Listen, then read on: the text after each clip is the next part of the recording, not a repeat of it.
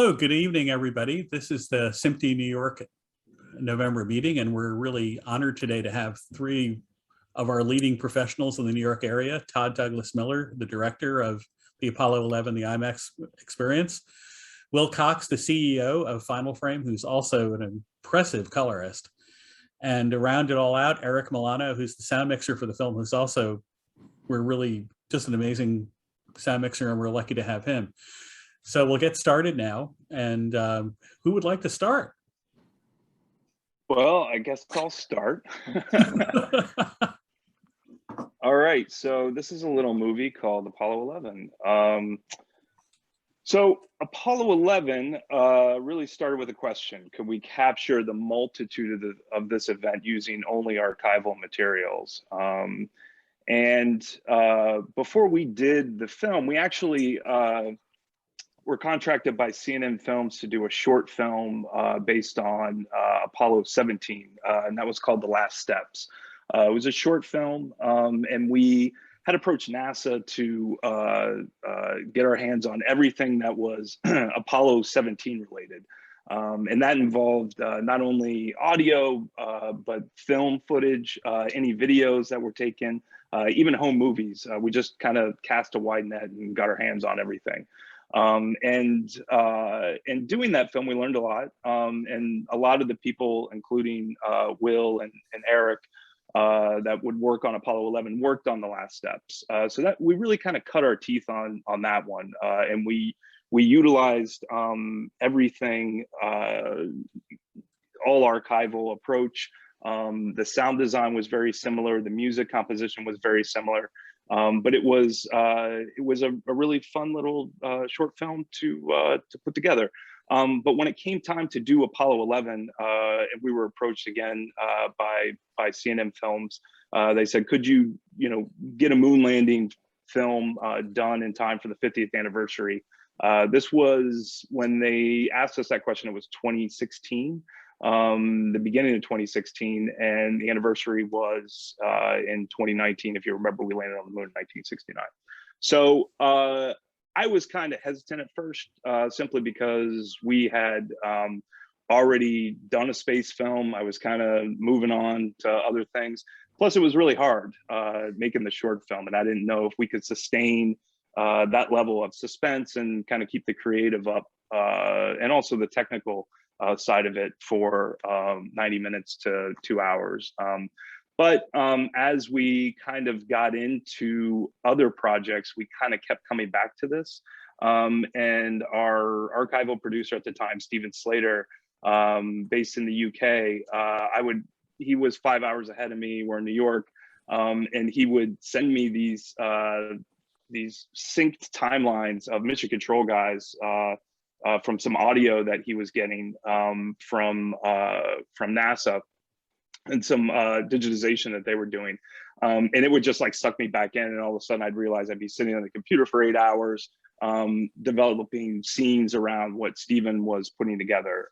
So in pretty short order, within a couple months after kind of being hesitant, we said, let's see where it goes. But if we do it, we want to get everything. We want to get everything we can get our hands on. So the plan in the beginning was to research and quantify all the available archival materials. That included all the footage, all the audio, and even all the documents. Obviously this was one of the most covered missions in history, in human history. And we wanted to see where we could differentiate ourselves and tell a unique story to something that had been told a million times.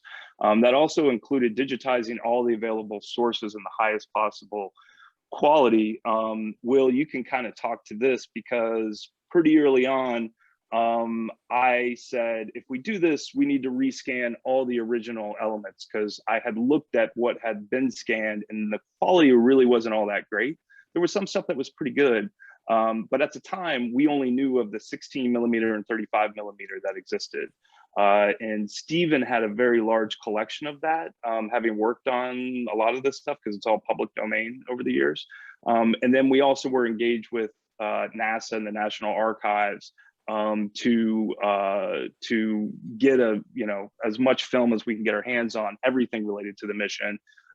Will had told me by this point, hey, I have a new prototype scanner that we're looking at.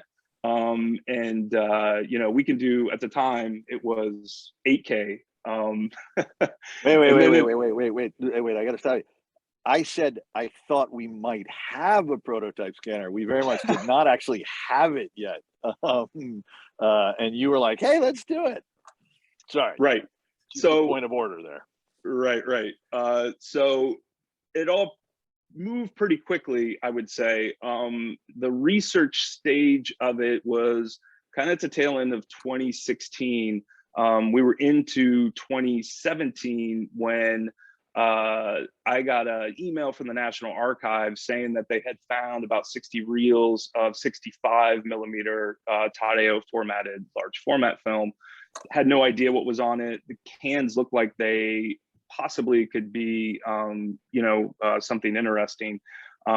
Will, at the time, I think it was around this time, Will, before we even scanned the test reels, we were in a meeting and up at Will's place at Final Frame, and he kind of turned, and we were there with the guys from National Archives, and he kind of turned and he said, Todd, if you wait 6 months, we'll have 16K capability. Obviously that was something I could not turn down. But Will, why don't you talk a little bit about just the genesis of the scanner and how it came to be, because this was really the first project that ended up it being utilized on. Yeah, so well, we had a discussion about rescanning all the elements, as Todd had said. A decent amount of footage had been telecined at 2K around 2000, and that stuff was pretty decent, but we really felt like we could do better. In this meeting, we were sitting there, and so we had been contemplating rescanning everything in 4K. We didn't really know, this was all just 16 and 35 at this point. And then the discussion started coming that there was a little bit of 65 millimeter. And we said, well, look, we can scan that as well on our scanner that we're building. But yeah, if we're willing to wait a little bit longer, we're going to change out all the optics and all the sensors so that we can scan not just at 4K, but all the way up to 16K. And as that developed, as more and more 65 was discovered, and Todd was very committed to making sure that what we were scanning was going to go into the sort of public domain and would be a resource for years going forward. We said, okay, we've got to scan this movie at, the entire archive, not just the film, is going to have to be scanned at more than 4K. And we looked around, and the global capacity for scanning 65 millimeter at better than 4K quality was 2 scanners, Photochem and IMAX. Their combined speeds was about 8 seconds per frame. And in order to scan this entire archive at 8K or 16K, we ultimately backed away from 16K because it was just too unwieldy, but we scanned everything at 8K. Handful of things we scanned at 16, but the global capacity for scanning 65 at better than 4K was at the time 6 seconds per frame. And we ultimately scanned at about 3 frames per second. So we were 18 times faster. It took us about 6 months to scan everything, which means it would have taken about 9 years. We'd still be scanning it if we hadn't built that scanner. So that was the genesis of the whole thing. It was all about trying to get this stuff scanned at a high enough quality that it would look amazing in the film, but that it also would go into the public domain at NARA. And which we can talk about later too. And we'll also talk about, how we did all that and the amazing wizardry of Will and the team. besides the film, we also had to sync as much as the footage with audio, as much as possible. And that really included all of the mission control stuff, but it's really important to note there was no audio on anything we had, nothing. So Eric just did an unbelievable job, and adding the soundscape for all that, which we can talk about later too. But it all started with a timeline. So creatively, we knew the film was going to last.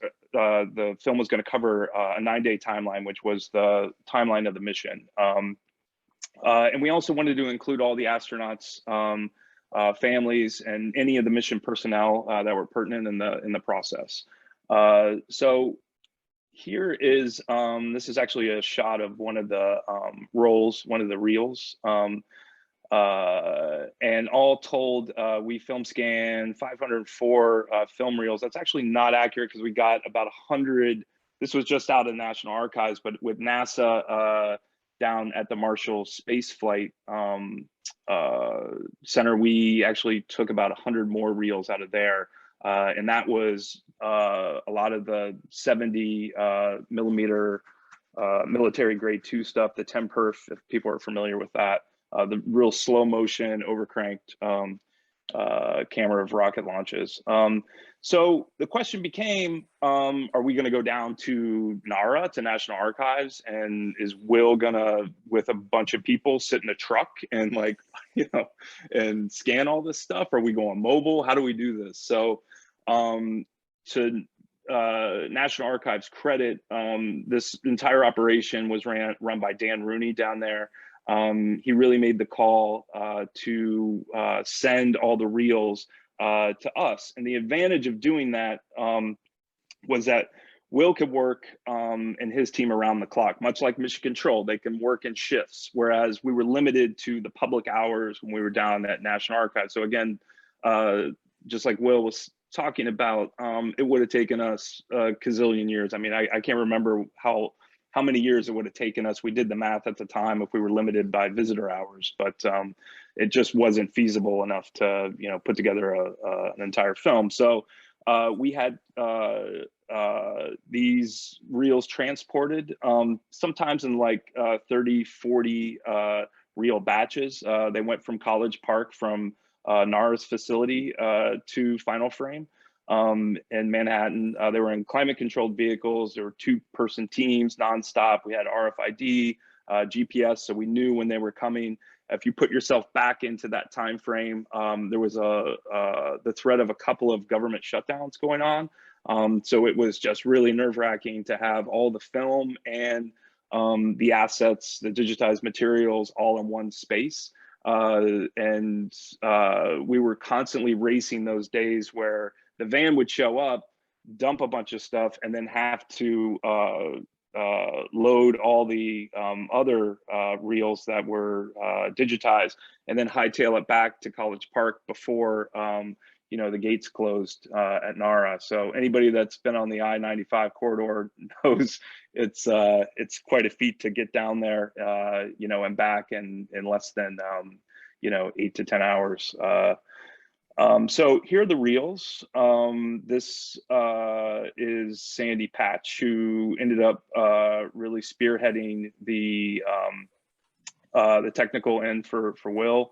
Will, I'll have you kind of take it away with the technical stuff. I guess this is probably a good spot, but I will say that if you read the etching on this leader, they had a working title for a Theo Kamika directed film that ended up becoming Moonwalk 1, but the working title was Man in Space. So a lot of the reels, it was confusing for a lot of people because they had Man in Space. So people doing the research didn't really correlate that, it was Apollo 11 or Moonwalk 1. Take it away, Will. Sure. So we did face some pretty unique challenges with this. The core hurdle was that the agreement, so Todd is bearing the lead a little bit, that it took him a year to negotiate a deal with the National Archives to get the film to come up to New York. We had to go through all kinds of security things and all kinds of kind of chaos, but the ultimate agreement that was made was that we were only allowed to scan the film one time. We weren't allowed to clean it. We weren't allowed to unroll it. It was just put it on the scanner and do your best. And we got one crack at scanning it. So we would set up. Oh, look, there's me and you. There, look. We look so young. I know. I was just thinking, God, I look so young in that picture in comparison to now.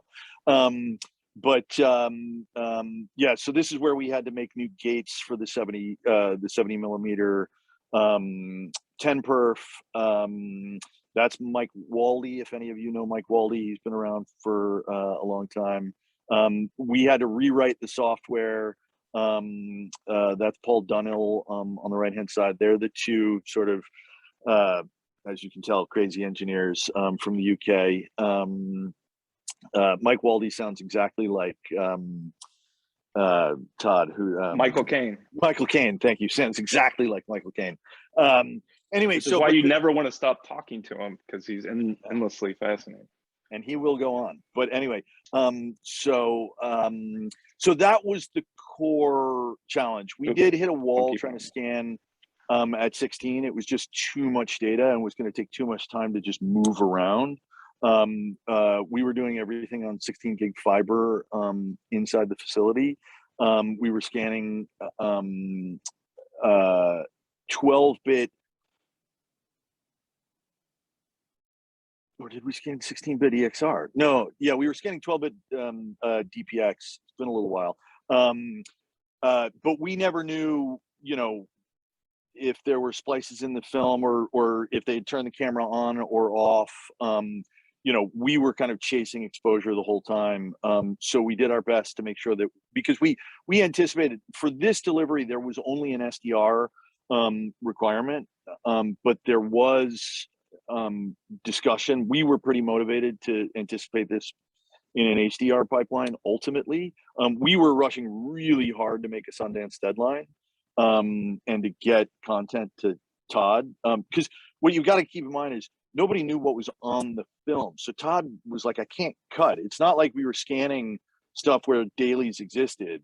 This was stuff that every frame that came off of the scanner was a new little still of what was going on in this film that nobody had looked at in decades. So there were all of those challenges. And we definitely had a few snafus, but we'll talk about those over drinks later at the mixer. But yeah, suffice it to say, these are shots from the first test reels. So if you look at the screen, the screen that they're looking at, that's a shot of the Mocher that emission control, and those, it really confused us. This was a good example. We had no idea what was on these things until we got them scanned, but they had a variable frame rate, large format camera, Mitchell, that they were adjusting frame rate for exposure. So we had all these like overcrank shots. So part of Will's the conform and the color and the restoration was actually doing like time remaps to try to make things. I don't know if I'm giving you heart palpitations now, Will. Probably. Yeah. To redo a lot of that stuff, but it was the only time that large format cameras had ever been in mission control. So they were really important. It kind of pained me to put them in because they look like crap, quite frankly, but historically they were so important. And it gave me a really good editing opportunity, because you would see like a shot in 70 and you would see two of the operators that were running the 16 millimeter ARRI cameras. So you could cut to, and we did this quite a lot in the film, cut to what they were looking at 16 and then split screen it. So it took a long time technically to get there, but it was really, really the end of the road was it really paid off. This is Steven Slater, who I mentioned before. We kind of turned him loose. Not only is he an editor when he was syncing all of these 16 millimeter files with the sound files, but he also did it for Apollo 17, but he did it for Apollo 11. These are shots of him in National Archives. He also went in there and worked with all the researchers at National Archives to organize everything for us. And this gives you a sense of the comparison that had existed before our project came along. This was the best up until 2008 of Neil Armstrong, the day of the launch, suiting up. They found a 35 millimeter shot that was rescanned for the anniversary of Moonwalk 1 in 2008. And then when we scanned the large format, which it was actually, no one knew it at the time, but the 35 was actually lifted from the 65, and we'll talk a little bit about that with the Moonwalk 1 project. But you can really see the difference here in quality, particularly here. So who shot this footage? I alluded to it a little bit. This is a 2000 millimeter lens on a Mitchell camera, by the way. Large format Todd AO camera. The gentleman in the blue is Theo Kimicka. He worked for the Francis Thompson Company. If anybody here in New York is familiar with that, they did a lot of special venue films, proto IMAX films that played at World's Fairs and specialty screenings. The cameraman right there, there was multiple DPs on this film. This gentleman is Urs Fuhr. Everybody called him the Bear. He actually was the DP on Shaft and actually died tragically in 1974. But you would see these guys in the behind the scenes shots hand holding this giant camera, and it was very impressive to see. Originally, this was supposed to be a really big budgeted film that MGM was involved in, that Francis Thompson himself was directing. Theo was actually an editor in Francis's company. MGM at the last minute kind of dropped out. For those of you who know this story, I'll speed it up. But Theo ended up jumping in to helm the project. They called it Moonwalk 1 eventually. But the 65 millimeter, they shot, not only were they shooting it, but NASA had some Technicolor guys that were shooting and down in Florida.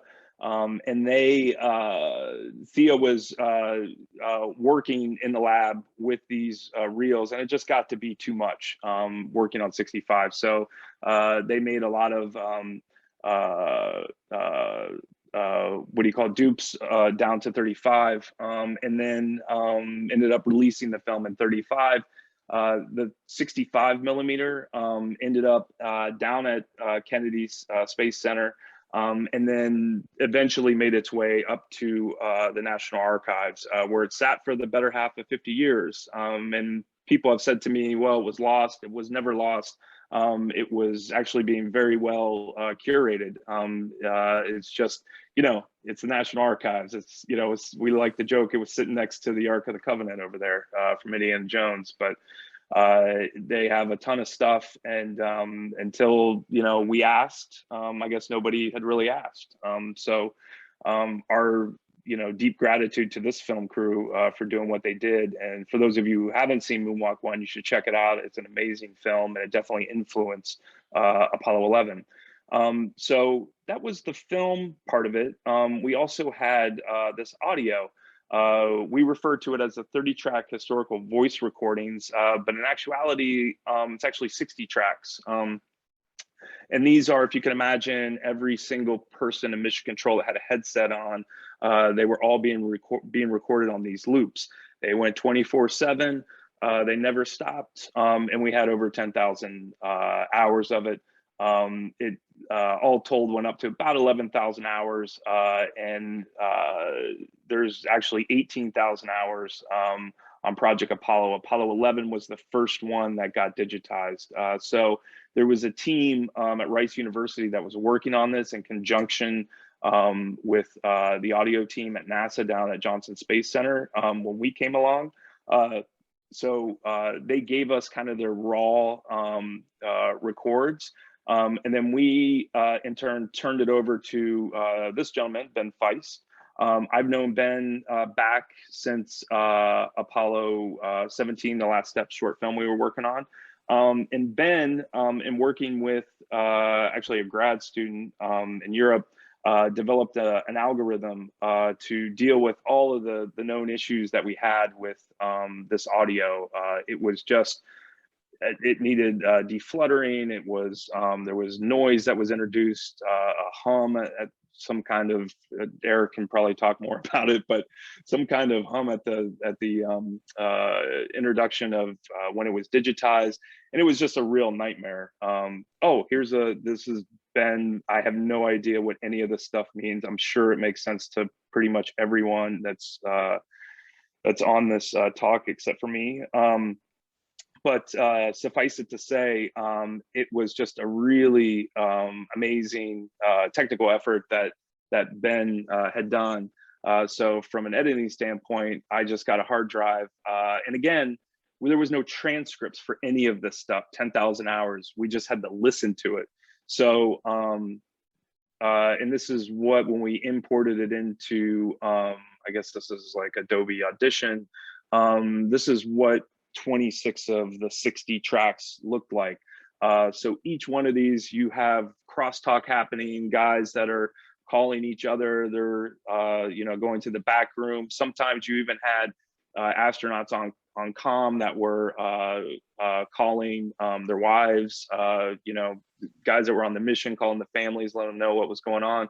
It's endlessly fascinating stuff. It varies in different degrees of quality. But one of the things I think I'm most proud of is organizing all of this stuff and finding all of the little bits and pieces. And the person who really we put in charge of doing that was my producing partner, Tom Peterson, who's here doing exactly this. So it really took the better half of a little over a year to get through all of it. So anytime there was something interesting, of course, you have some famous things that happened along the mission, we would pull those. And I think we even gave Eric some pieces to clean up because we were constantly testing, and I like to edit as we, for this project as we went. So I was constantly, refining the different scenes, seeing what, got shifted where. And just to go back to Tom, can't say enough about what he did on this. It really not only influenced the film, but also the historical record. We updated transcripts, and then going even back to Ben, Ben did such an amazing job on this. He was actually hired by NASA during our project to do data aggregation for upcoming missions, including Mars. So he's been like testing out in the desert with astronauts that potentially can go on a Mars mission with cameras, audio, and he does all the data aggregation for all that stuff. It's really impressive. And if you want to see more of his work, I think it's more impressive than our film. Go to apolloandrealtime.org. And now it's under the umbrella of NASA, and they're working on all the Apollo missions. They just got done with 13.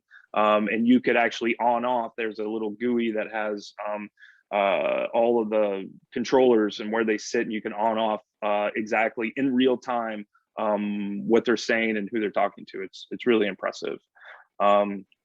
So the music, this is Matt Morton, my music composer. Known him since the 3rd grade. He's scored all of my films. And for this one, he wanted to go out and only use instruments that were created pre-1969. That included getting a 1968 Moog synthesizer. And he just had a ball with it, and was a really wonderful way to work for me, because I would get these pre-scores from Matt. He would work all night. I get like a 3-hour pre-score on a Moog and be able to really manipulate scenes. So, oh, and I think we actually have a clip. I forgot this was in there. This is Matt's studio. I'll just move on. Well, maybe we could, I guess it's playing okay. Give you a flavor. I also got Matt a GoPro, and he would just mount it on his head and you know, film himself doing this, which was really fun.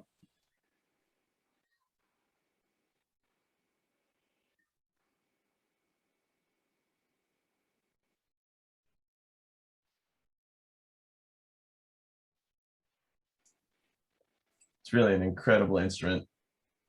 This is actually a track from, the audio you're hearing is from Apollo 17.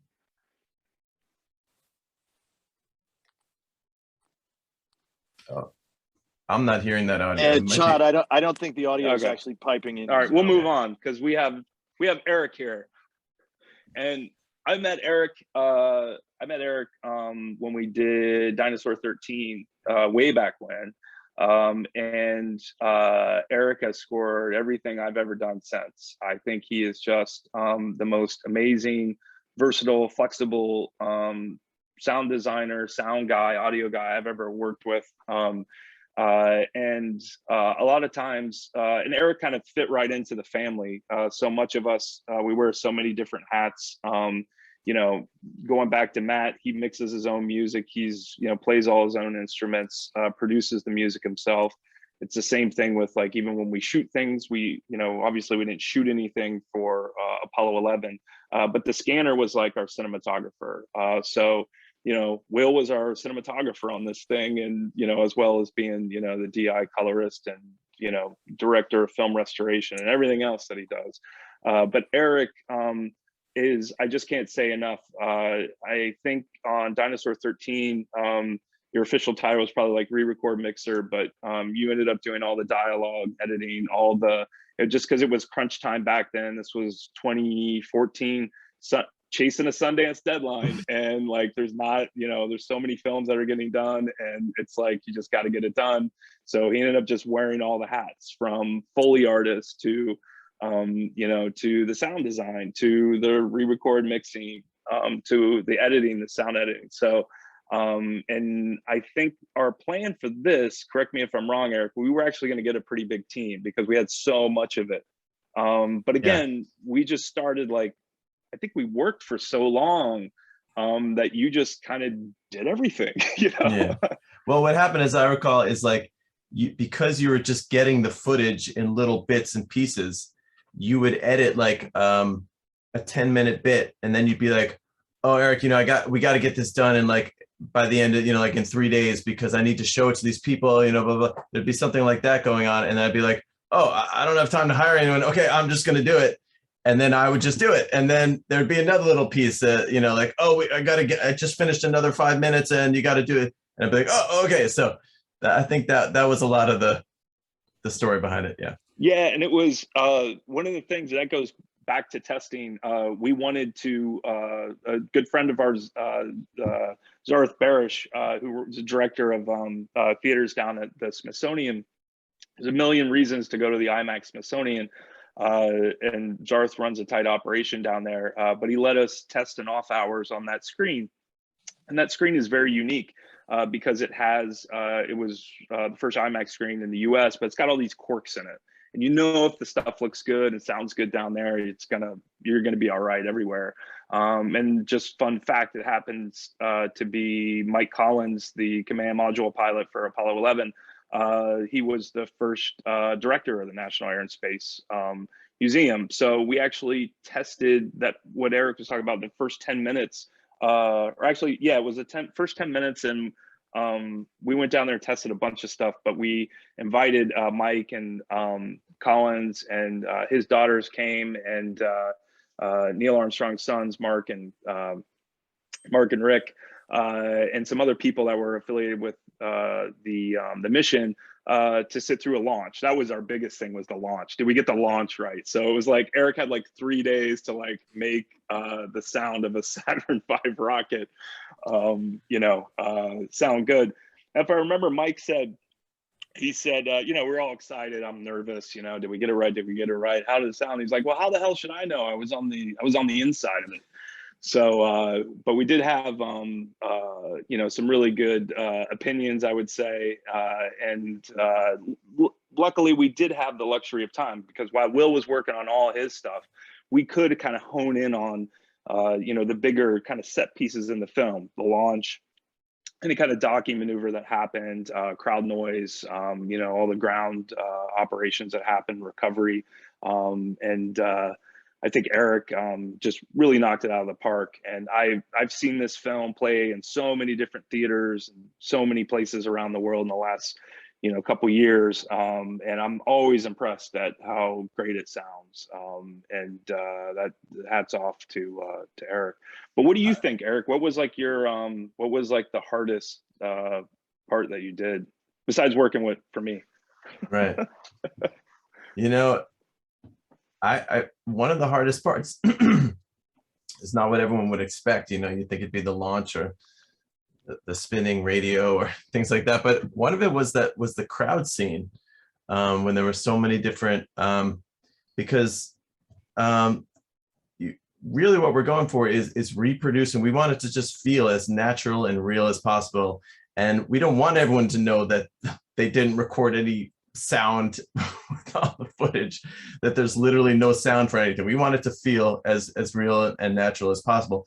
So getting the crowd scenes, it's a difficult thing. Crowds, people don't realize how difficult that is to really nail, especially when you're going to a specific time and place back then. So that was one of the things to really get that sounding natural was tough to nail that. Eric, if you don't mind, we have a couple of questions I think we might as well put out right now because it's a perfect time for that. Sure. John Bishop would like to know what the audio format was used for the exhibition release. The exhibition release. Which one was that? I mean, the IMAX or the regular theatrical? Oh, let's go for the IMAX. Well, it's actually interesting for the release. So Eric initially did a 5:1 for the Sundance release, and then originally IMAX wasn't on board on the film, and then I think due to the response, they said, yeah, let's do it. Neon was our theatrical distributor, so we were all set to go with the theatrical happening probably sometime like later in the year. But then IMAX said, we have we could give you a 1 week exclusive in March. Sundance is at the end of January. So we had a month to get the IMAX version done. It was really off to the races. And Eric had the 5:1. We gave that to Brian Eimer in Toronto for the IMAX. And the way IMAX works, you do two systems, one for the laser system, one for the xenon. So you have 12 channels and 6 channels. I think if everybody knows by now, a lot of the big Hollywood films, a lot of people like 6 channel. They don't really go for the 12th channel. I'm actually in that camp. We did do a 12th channel. I don't think it's as good as the 6 channel. I think it's just too much. Mainly because, it's kind of like a Chris Nolan film where you have so much music going on at the same time, and there's so much to split all that out. I just don't like that experience. But we did do a 6 channel, a 12 channel, and I think that's it, right, Eric? I know we eventually did, all the different deliverables for Universal. Came on board as the for the world, and that was we did like stereos and stems for everything and everything under the sun, I think, outside of Atmos. The gentleman on the left is Bill Berry. He's now retired, but he's NASA's was NASA's chief historian. And the gentleman on the right is Robert Perlman, who's an independent historian. And a lot of the stuff we did in the film, we just wanted to get everything as accurate. So we did a lot of like parallel path type things with both these guys and Bill's team. And I just can't say enough. I mean, any, nerd fact we threw at them, what's the backup sound on the Astrovan when it's backing up? Did it make a sound? If so, what was it? And Bill would go and ask. They actually tracked down an Astrovan. The 2 guys that drove it were living in Houston and verified that there was no sound, which was good. And I'm sure Eric went. Hey Eric, you always have said though, you always say that you've always told me that quiet stuff is the hardest thing to do. Yeah, and that's partly why the crowds were difficult. and the launch really wasn't so. I mean, there was something to do there too, but the Well, launch, you know, the launch was getting the high end sounds, right? Yeah. We got the low end, but everybody kept saying there was like this particular like popcorn high end sound that took us a while. This popcorn sound, and I had a few different recordings of the actual launch in the public domain that I went through, and there it was, the popcorn sound, and so we featured that. If you actually see, and I think it's in the press room, that's kind of my favorite part of Eric's work. You have like typewriters going, and then you have you know, like a hum from like maybe a fan or something, paper shuffling, and then just this whole like you know, what do you call it, Eric? Walla? Is that the technical term? Walla is what we call it. Yep. Sound. So, but Eric, if there was anybody that was present, he would go in and he ADR'd and lip synced his own these tracks, and it's really incredible. So as the camera, whether it was on a lock off or there's a couple panning shots, guys on telephones, old school rotary telephones, and or like the pay phones, and you like nailed every single person. It's really incredible, and they're in an international press room, so I think you were doing like, you know, foreign languages even. Half the time I didn't know what I was saying, but yeah, I really wanted to capture because there are most of the shots are somewhat you know, I'm an audio guy, so not close up, but wide angle, and so there wasn't that many people that you saw them actually speaking, but obviously we had no sound for this, and if you just hear Walla and we're close up to someone and you're not hearing what they're saying, it immediately it sort of knocks you out of the film, and you're no longer believing it. You're no longer feeling like it's real, because our minds are just trained that when there's a face close to you and its mouth is moving, you're going to hear what it's saying. And so I would try to, and of course I had no sound to hear what they were saying, so I had to just sort of read lips basically, and try and add that sound with a microphone. So I did that a few times, and yeah. So this is a scene of testing. I think this was one of the first times we went down there. One of the most important things testing on the IMAX screen was to see a lot of the astronauts shot you know, hundreds of still photographs, Hasselblad photographs. So we wanted to make sure that those would hold up. There hadn't been a major scanning effort for those in a while. Although we did find out, if anybody's interested, Arizona State undertook it several years ago, unbeknownst to us. But for our purposes, the stills that we have were just fine, and by testing, we proved that. And more to the point, the original flight film, the 16mm flight film, we did not scan that. Unfortunately, Johnson Space Center had shut down their lab while we were in discussions to do the film. So it was there was so much red tape in trying to get that. It just wasn't possible. Although we did want to do it, and I think it should be done. I think all the Apollo missions, and Will's proved this with his scanner, that 16mm, there's still a lot more information in there to be gained. You know, we have a responsibility to future-proof this stuff for future generations. And this is just some awards that we won for the film, and that's it. So we had a lot of fun, and I think, you know, for me, the big highlight on the film, which is something, and these guys know this about me, I hate doing the publicity stuff, the press stuff, when you roll a film out. It's not where I like to be. I like to be in a dark room working, but I just had an absolute ball on this film, just meeting people. Everyone had a story. I know Eric came out for a lot of events. Will was out for a lot of events, and it was just a really amazing experience to sit in the theater. And I sat through every single screening that I attended, and who knew that the pandemic was going to hit, you know, and I'm so grateful that we had this experience when we did, because who knew, you know, who would have known if it would have came out last year or this year. I don't think we would have gotten the response that we did, but I'm really happy that we had that journey.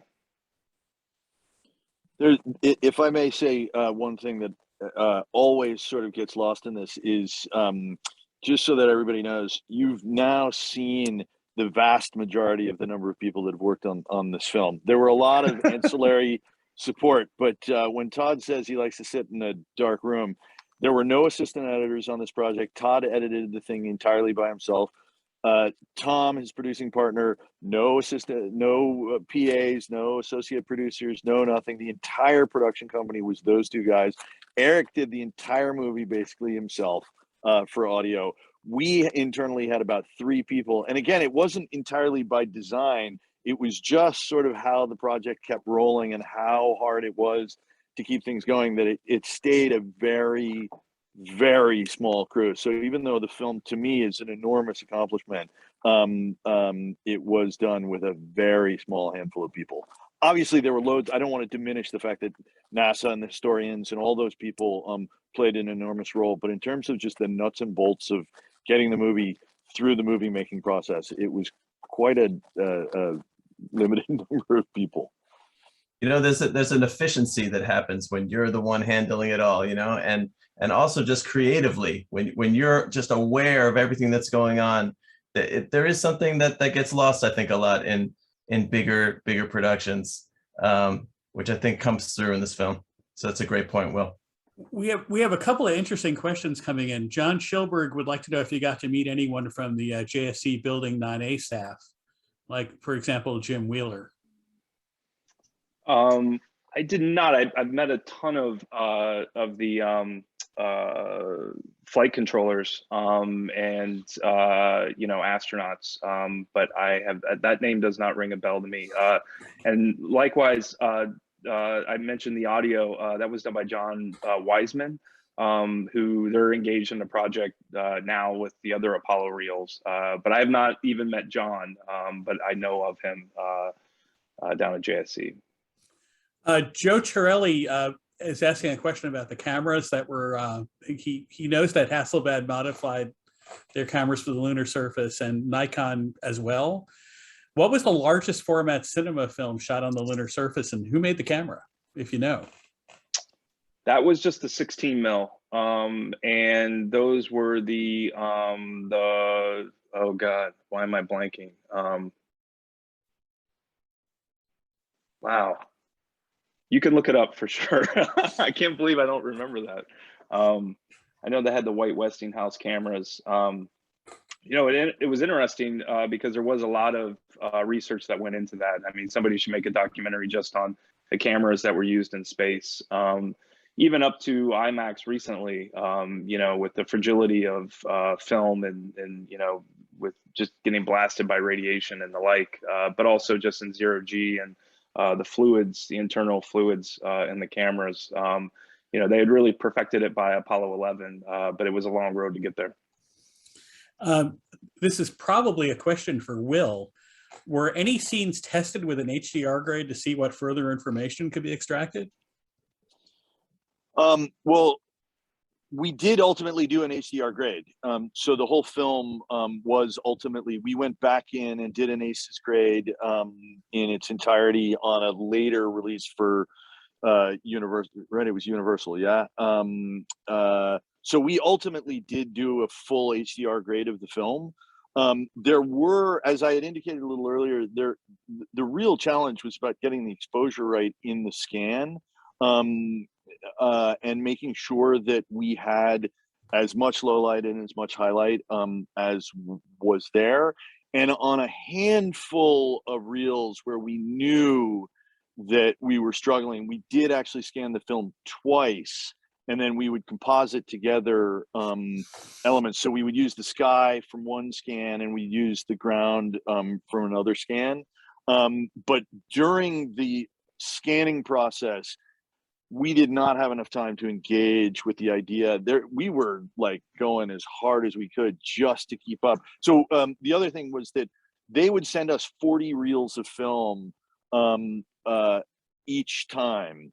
And we would get 1 week with that film, and then they wanted that film back. So a van full of 40 reels of film would show up, and then a week later, when the next van came, we had to reload those 40 rolls of film back in. And so we were really focused on just making sure that we got scans that were reasonable. We were not gilding any lilies. We were trying to make sure that we just got as much as we could at 8K. Now, Will, I have an interesting follow-up to that. It seems that one of our participants, Joe Torelli, was actually there on Titusville Beach, and he wants to know if it's possible to use the 16K scan of his 126 Instamatic negatives that he shot that day of the Apollo 11 launch. Give a call. We'll find out. We will see. We will see. Yeah, I mean, scanning at 16K is a real labor, but I'd love to see that footage. That would be amazing. And we have a lot of compliments there. Gren Galai is just giving you guys a big compliment for the future-proofing everything. And John Schilberg also is just saying tremendous work. So you're getting a lot of kudos out here. Yeah, if I can just throw out there, it was really fun to work on a project. I mean, Todd, to a fault, was really, I know I said this before, but a big component of what we were trying to do was for the historical record. Todd was obviously, we were all trying to get his movie made, but everything that we were doing was trying to keep to the idea that this was important for the historical record and that it was going to go back to NARA. And for all of you that have ever interacted with NARA, NARA's archival formats are the life of the Republic plus 1,000 years. So they do take a pretty long view of what archival is. And so it was really fun to have a slightly different agenda than just trying to churn out a movie. So to that, Todd, that was huge for us. We should also say the end result was about, what we delivered back to NARA was about 2 petabytes of data. Yeah, it was a lot of scans. I've never even heard that term, petabyte. Oh, get ready. We're going to have a lot of petabytes on the next one. I actually have one question, which I probably should know the answer to, but being an audio guy is probably why not. But why was there no audio recorded on these large format? Why did we not have, or was it recorded and just got lost somehow? Why was there no audio? On the large format stuff, they were just shooting B-roll, for archival purposes, to preserve the moment. But on the 16, it's interesting. On the first few Apollo missions, they were doing the same thing in mission control, but then they wised up for the later J missions. 15, 16, and 17, they recorded sync. So they did have sync sound on the 16. But they had, the 70 millimeter goes all the way back to Gemini through the early Apollos. But there were some shots of Apollo 13, and that's about it.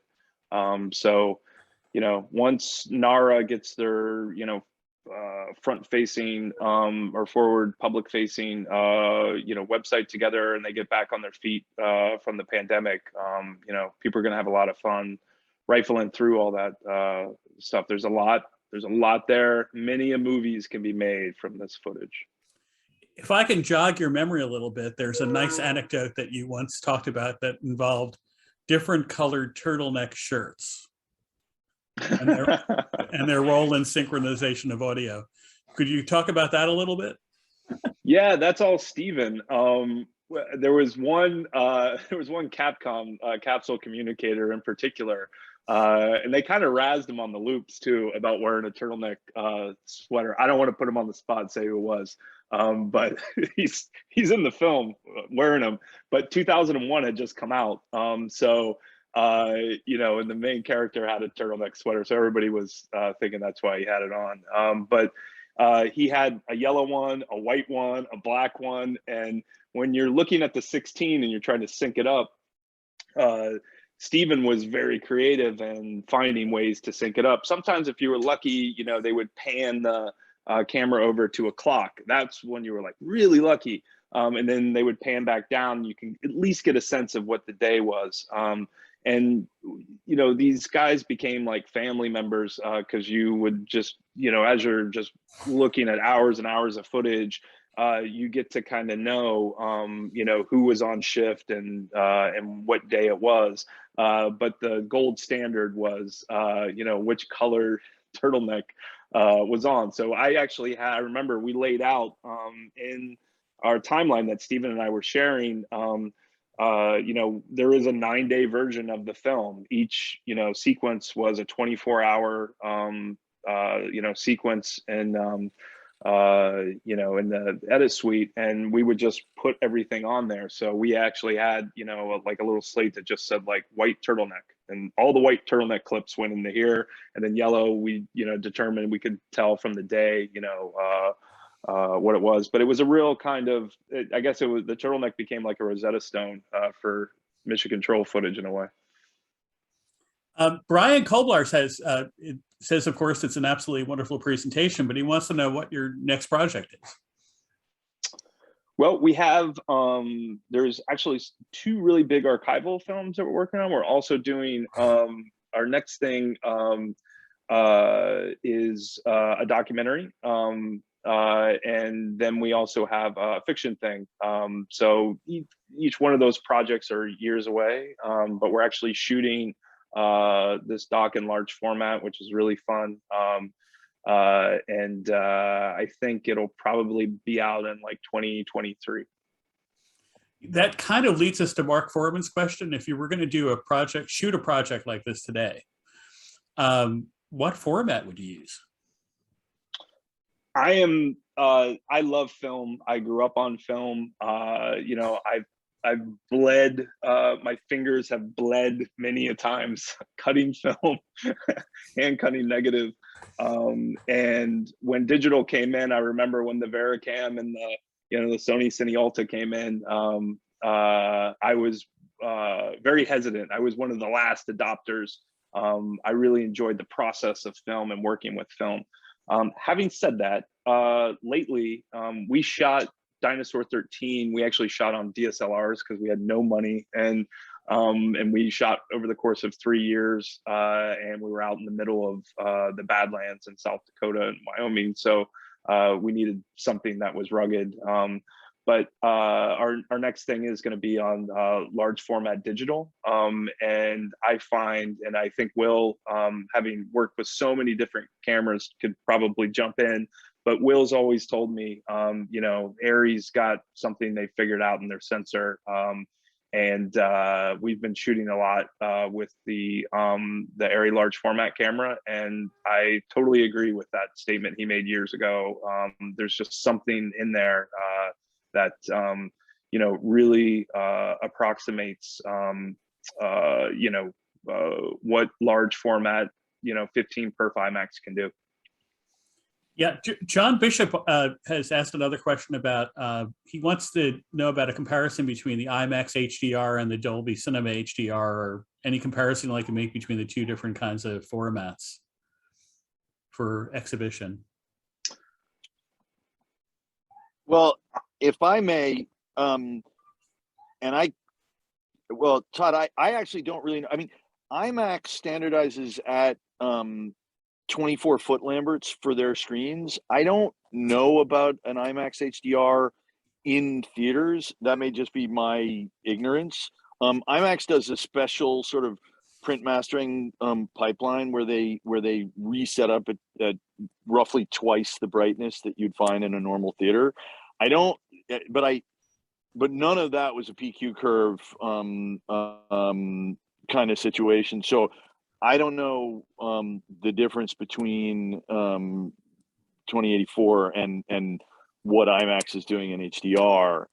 But I will say that they did, they do their own sort of special sauce to 24-foot Lamberts for their theater screenings. Beyond that, Todd, you may know something I don't know. No, that's right. I mean, they do one version for the laser system and one for the xenon. And I did happen to see, we did screen the film in LA at Dolby's. I forget the theater, their theater, and I was very impressed with that. And obviously, I've seen it a million times in IMAX.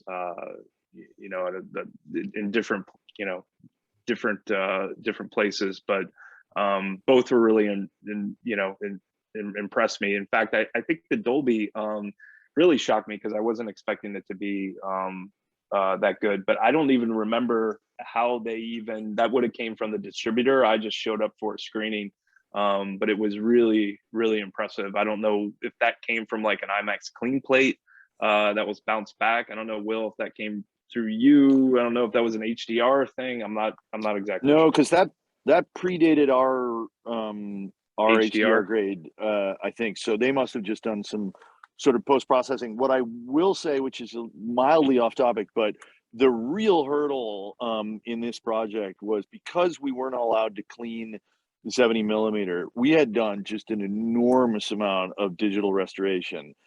And one of the biggest problems was that there was, moisture had gotten into the film over the years, and the emulsion had moisture damage in it that gave it this sort of rippling effect. There was also an awful lot of dust and an awful lot of just crud. Some of it was amazingly not in bad shape, but some of it was, and the bulk of the challenge was the emulsion. And we did the full grade in P3 for theatrical. Then we did trims to Rec 709. And when we went back in, none of the restoration was good enough for HDR. All of the flickering came back. All of the mess came back. And very few people at the time had tools that could look at flicker. Dust and noise aren't really all that challenging, but flicker and inconsistency in emulsion was an incredibly difficult thing to deal with, that took us a long time to redo in HDR. It was really stunning how, when you increase that contrast, just how much more could be seen of the damage of the film over the years. Will has this habit, by the way, of when we get on a project, he'll say, we could do HDR. You'll be in a color session with him. And so I'll run with that. And then it comes back around on him. He's like, oh God, I don't know if we're going to get this done. I don't know if we could do this. Yes, my wife does not love this part of me. Todd, I think there was a particular creative challenge that you handled really well, which is there were 3 actual human being astronauts involved in this launch. How did you manage to create them as characters with pretty much nothing but archival footage? Yeah, I mean, that just goes back to just viewing everything and trying to, sift out the humanity in them. I grew up in Ohio, so I've heard about Neil Armstrong, my whole life.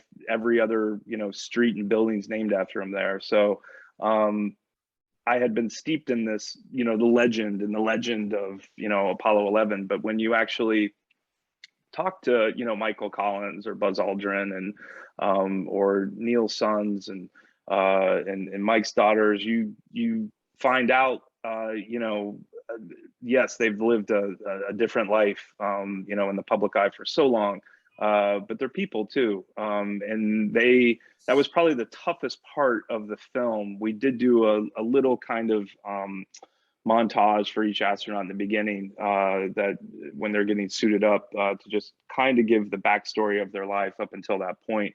And all of that came from photographs that they had turned over. It's very difficult to say to them, we can't use all of this. They're worthy of their own documentaries. But, we just kind of wanted to stick to the creative of just doing that and then kind of get on with things. But then the second part of it really goes back to Tom, my producing partner, and finding these little moments within the mission audio where they're joking or they're just being like us. And that was really fun to put into the film. We don't have any open questions at this point. I'd like to acknowledge that Warren Singer's here. He's, I believe he's an old friend of at least Will. Absolutely. Warren, lovely to almost see you. I hope you're well. And we have some other people here. It's a pretty well attended event. We got a lot of good questions there. I'm going to give a last call now for questions in the Q&A or in the chat. And let's see now. Well, if I can tell one more anecdote that Todd sort of buries. So Steven Slater, the archive producer. So imagine there are 10,000 hours of audio. What Steven's sort of life mission was, we would give him this new film. It had always been so blurry that you couldn't tell what people were saying. And he would find footage and say, okay, I think I can find the associated audio to sync up audio with this guy sitting here in mission control. And Steven told me a story that he spent 2 days working on one clip, only to ultimately realize that, so all of the guys were being recorded, but they were only being recorded when they were actually communicating. So it was like searching for a needle in a haystack, but you didn't actually know that there was even a needle there. But Steven said he spent 2 days until he finally realized that the guy was saying, hey, can I get a cup of coffee? And so that was like some of the chaos of trying to do. I mean, the audio side, I mean, picture was rough, but we were dealing with a finite amount of footage. Audio was just insane. And Todd, you used to say you'd be like, you guys just went everywhere listening to audio. You'd be doing other things. You'd just be listening to hours of audio while, just because you had to, because there was no other way other than to listen to it. And then Tom was just listening to audio like all day, no matter what he was doing. He just had headphones in, listening to audio. It was kind of a tripped out existence there for a while, because we both live. I lived like 10 blocks from the office in Park Slope and Brooklyn, and Tom lived on the other side, 10 blocks away. So we would get there, in the morning, when it's dark, and then we'd listen to all this audio, and then you'd walk home and it'd be dark and you'd see the moon, and you're listening to, these guys transmitting to the moon. And that went on for months and months and months and months. But I do have a funny Steven Slater story too, if I could. So Steven, and this just, I'll chalk this one up to, being across the pond, and not knowing, the real cowboys that some of the astronauts were.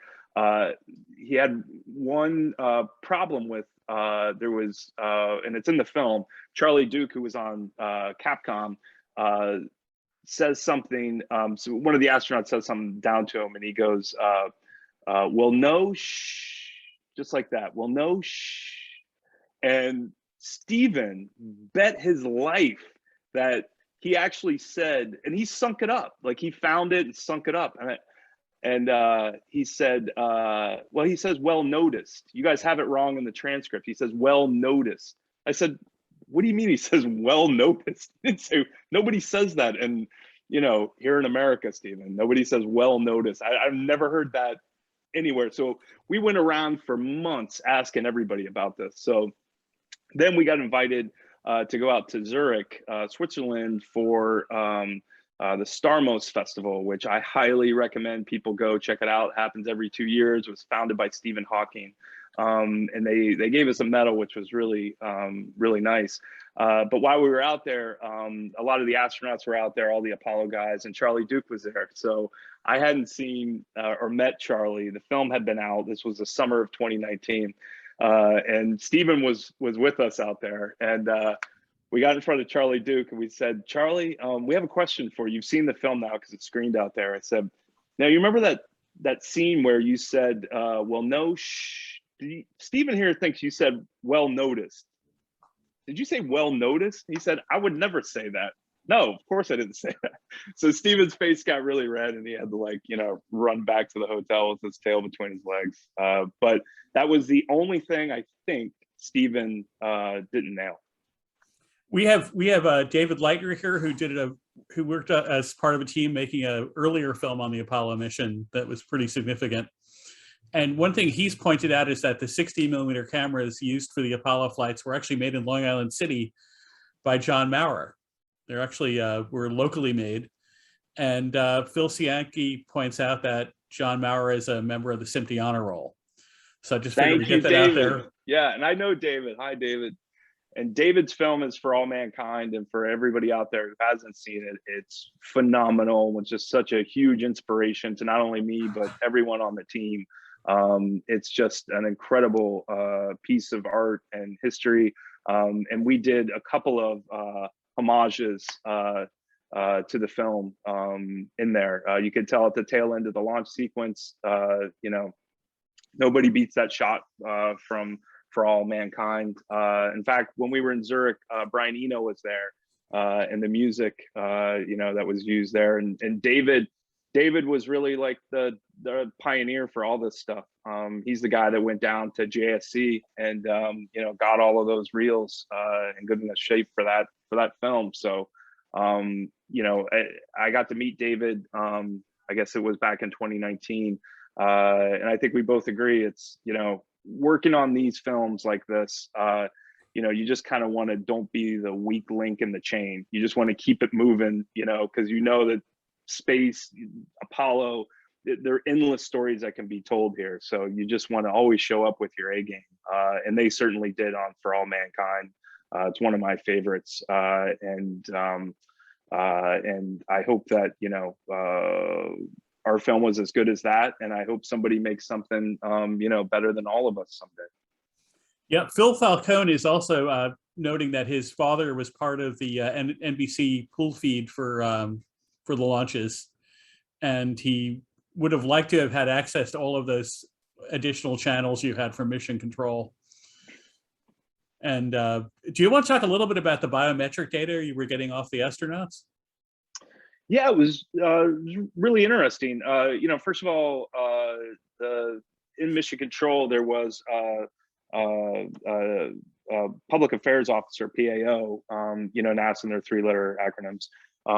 And he was there, like, you know, just like if it was, you know, Bob Costas calling a baseball game. So he, depending on who it was, they got really into that biometric data. We also did have some printouts, you know, the flight surgeon was there. We had access to, you know, all of that, the documents. And that was really crucial. We wanted to, you know, that was just another way to humanize them. And kind of an interesting note too, now that I'm thinking about it, it was really important for us to know where the spacecraft was when it was in space, because we were trying to figure out when they took all the photographs that they did and where and what orientation the capsule was going. And so if you watch the film, there's, you know, the reason why certain images are the way that they are oriented was because that's the way, even though you're in space, we wanted it to be oriented correctly. So if you always see the Earthrise shot, you usually see it with, you know, the horizontal, you know, the horizon line and the Earth kind of going up. Well, actually, the astronauts experienced it sideways because they were going, you know, clockwise around the moon. So, and we tried to do that as, you know, in all of our shots. And similar to the barbecue roll maneuver, we challenged Bill Barry with that. We had heard that you see it like in films like Apollo 13 and other dramatic features that have the Apollo missions, looks like it rolls. Well, it was actually, we got the info from the flight dynamics group at MIT through NASA that was actually oriented celestial north and was spinning like a top on its way to the moon. And on the way back, it was pointed celestial down south and back to the Earth and spinning in the same way. So little like details like that were really fun to put in there. I saw one question in the chat for someone asking, what's the best way to watch this film? Like, you know, where to watch it, how to watch IMAX. it. Yeah, on IMAX theater, on IMAX screens. I will say that we had a lot of motion graphics in this, and it was designed to be screened on an IMAX theater. So if you see it on, and we actually did a 40-minute cut down version for the giant screen industry. If people aren't familiar with that, these are science centers and museums. Think of like McGillivray-Freeman's a big distributor that distributed our Apollo 11. We subsequently did a short Apollo 11 Quarantine, which is being distributed by Neon in those theaters. But the graphics on the bigger IMAX screens looks great, in my opinion. Sometimes at home, those get lost because they're very thin lines, so it just doesn't resolve properly. And we wanted to have those graphics, those motion graphics, look like they were printed out of, you know, a 60s, you know, flight manual from the Apollo flight manual. Well, there's someone asking, John Meehan is asking a question about if you're going to have a 4K DVD version, home version. I think that's what his question is. We did in the UK, and the decision is over our heads. I know people have been asking for it. There was a version that was that was in the UK that was released, and we did a ton of behind the scenes. I believe the HDR version and 4K is for Apple, I believe, but I should know the answer to that. Will, you might know, but I know where we I'm not delivered sure. everything. I don't know where it all is now. But yeah, I mean, I think Apple definitely had the best of what we made by my memory. So looking at, take a look on Apple TV Plus. I believe it's your best streamer. We're coming close to the end of our time. So I do think we have enough material to maybe even do another meeting about some of these other films that were made off the Apollo experience. And maybe the dinosaur film would be interesting. So I hope we can get you guys to come back again. But in any case, on behalf of the New York section, I just want to offer my most sincere thanks. For those of you who don't know, this was originally scheduled to take place in March of the March where the pandemic broke out. And was going to take place at Final Frame, and we had to cancel the event because everything was shut down at that time. So on a personal note, I just want to say it's really great to see all of you guys are healthy and that you've gotten through it okay, and that we could have this meeting again. So thank you very much. And I hope, I also want to thank Bernice, who did an excellent job helming the technical aspect of this meeting. And it's her second time. So thank you, Bernice. Of course, I wish I could answer the questions. Anyway. We have, so I think we're pretty much done. Does anyone have any closing comments or questions before we end the meeting? I've talked enough, but I just want to thank everybody, you know, for that worked on the project, and Will and Eric, and thanks for having us, John. That was it's been a long time coming. Well, you impressed Mark Shubin, which means a lot. Oh, so, wow. Okay. Shubin knows. All right. Yeah. If he says great program, you know it's good. So again, absolutely. And we also have greetings from John Schilberg for a very good Thanksgiving for everyone. And I think that's a good way to close. Thank you, gentlemen, and hope we are in touch. Thank you very much. Thanks, everyone. Thanks, guys. Okay. Bye. Yeah, have a good evening. Bye-bye.